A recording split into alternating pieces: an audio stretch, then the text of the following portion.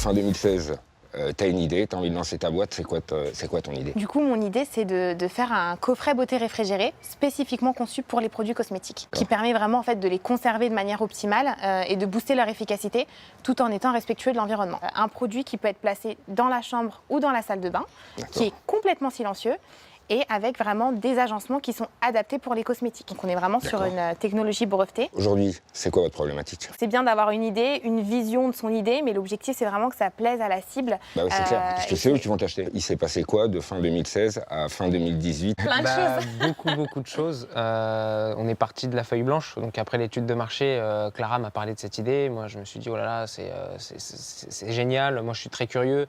Et c'était un défi énorme, parce qu'à la base on n'était pas des industriels qui avaient l'habitude, ou un bureau d'études qui avait l'habitude de développer un produit industriel, voilà, avec savoir faire un produit, mais il faut savoir le répéter des milliers de fois, parce que pour répondre aux besoins et répondre au marché, il faut être capable de faire ça avec un coût attractif. Donc toi, tu as matché sur ce projet, tu as dit on y va, mais tu n'avais pas d'expérience ni dans les cosmétiques, ni dans les frigos, j'ai envie de dire. Non, pas du tout. Il a fallu apprendre le design, il a fallu apprendre à faire les cahiers des charges, il a fallu apprendre la conception mécanique. Vous avez finalement appris votre métier, quoi.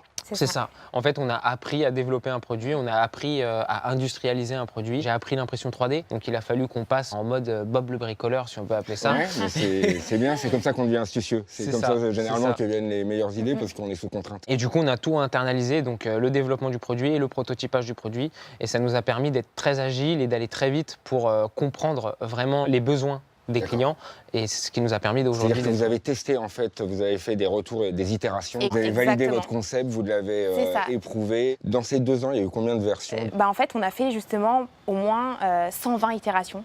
Donc on a fait 8 mois de bêta-test, et du coup, à la base, on était... 120 itérations, c'est-à-dire qu'entre l'idée de départ que tu as fin 2016 et le moment où c'est industrialisable, pas encore industrialisé, tu as fait 120 itérations grâce à toi, tu as imprimante 3D. C'est quand même un produit nouveau, vous répondez à un besoin existant, mais c'est quand même malgré tout un produit nouveau. Donc il va falloir faire un peu d'évangélisation, qui est qu'on n'est plus obligé de mettre sa crème de beauté à côté des œufs et de la mayonnaise.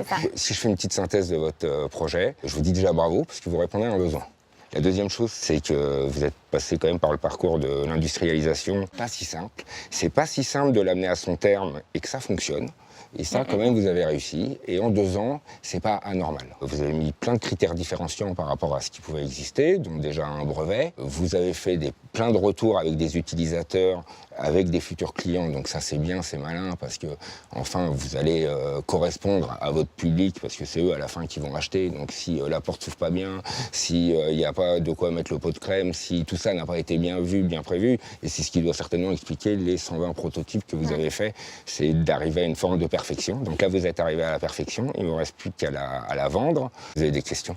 Ouais, moi j'ai une question. Qu'est-ce qui te drive vraiment quand tu vois des jeunes comme nous, là tu viens de nous... J'adore voir votre motivation. J'adore vous voir que pendant 2 ans, vous n'êtes pas payé. J'adore voir cette énergie, c'est très inspirant. Ok, bah super. Merci. Voilà, merci à vous. Merci beaucoup.